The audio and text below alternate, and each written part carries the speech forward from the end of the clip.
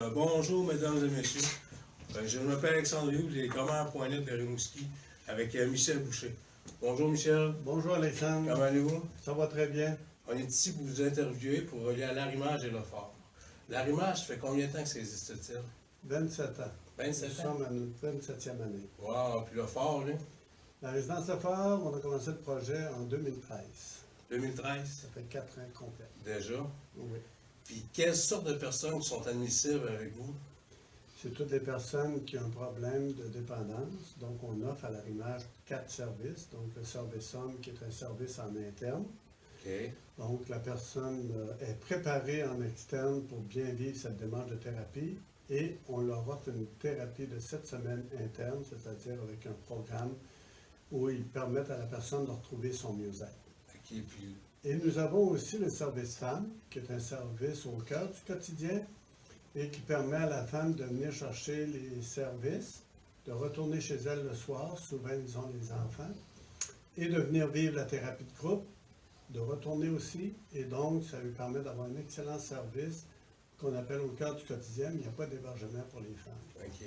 Et le troisième service, c'est une entente de service que nous avons avec la sécurité publique pour permettre la réinsertion sociale de personnes judiciarisées, où on permet à ces personnes-là de retrouver leur place en société. Donc, nous avons 168 dossiers sur le territoire Rimouski-Neigette, Matane et Matapédia. OK. Et la résidence Le Phare, c'est une résidence pour des personnes qui ont besoin d'un parcours d'insertion sociale avec hébergement. Donc, la personne qui a besoin d'un hébergement pour se sécuriser et d'entreprendre les services de réinsertion sociale avec O3MA. Donc, on travaille étroitement avec O3MA. Donc, exemple, cette semaine, il y a quelqu'un qui avait besoin, il a demandé de l'aide pour un hébergement, mais pour poursuivre sa démarche d'insertion sociale et sa réinsertion sociale avec O3MA. OK. Puis quelles sortes de ressources que vous avez? Ressources financières? Les ressources financières, ben, on a les personnes qui vivent une démarche de thérapie interne, ils paient une petite partie du montant réel. Nous avons une subvention, ce qu'on appelle du programme de soutien aux organismes communautaires, qui est le ministère de la Santé et des Services sociaux. Nous avons une fondation qui nous soutient depuis le début, la Fondation Marcel et Jean Coutu. C'est sûr que l'entente de service, c'est eux autres qui payent pour le service, la sécurité publique. OK. Et pour la résidence Le Phare, nous avons, avec l'OMH, des chambres qui sont subventionnées et supervisées. Donc, la personne paie la chambre en fonction de son revenu. Puis le phare, un exemple, combien de temps ça peut durer? Ça, c'est une démarche individuelle, donc ça peut durer de 3, 6 mois, 2 ans même. Alors, tout dépendant du besoin de la personne. Puis c'est quoi les âges d'admissibilité? Il n'y a pas d'âge comme tel précis. C'est sûr que c'est des adultes, par contre, de 18 ans et plus. Mais c'est pour des personnes qui ont vécu une démarche de thérapie et qui sont en parcours d'insertion sociale pour donner suite à leur démarche.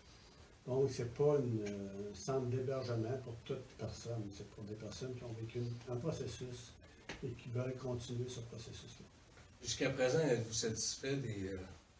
comment je pourrais expliquer? Des programmes, dans le fond, de la réussite?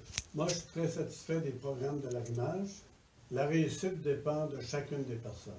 Okay. Nous, on est sûr de ce qu'on offre, une qualité de service, mais chaque personne s'offre le service qui va pour elle. Et c'est sûr que si on dit la réussite, c'est en fonction de si les personnes ont arrêté de consommer, là, ça ne correspond pas beaucoup. Parce que veut pas, ça fait partie du processus de réussite, du processus de rétablissement.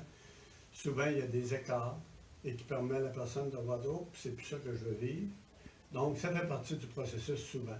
Bravo pour ceux qui ont été capables de dire, mais moi, j'ai choisi de ne pas consommer et je continue de choisir aussi de ne pas consommer. Donc, c'est vraiment un processus. Donc, la réussite va toujours relier avec leur mieux-être. Parfait. Je pense que ça va finir demain. Merci M. Michel. C'est Alexandre Rioux des commerce.net.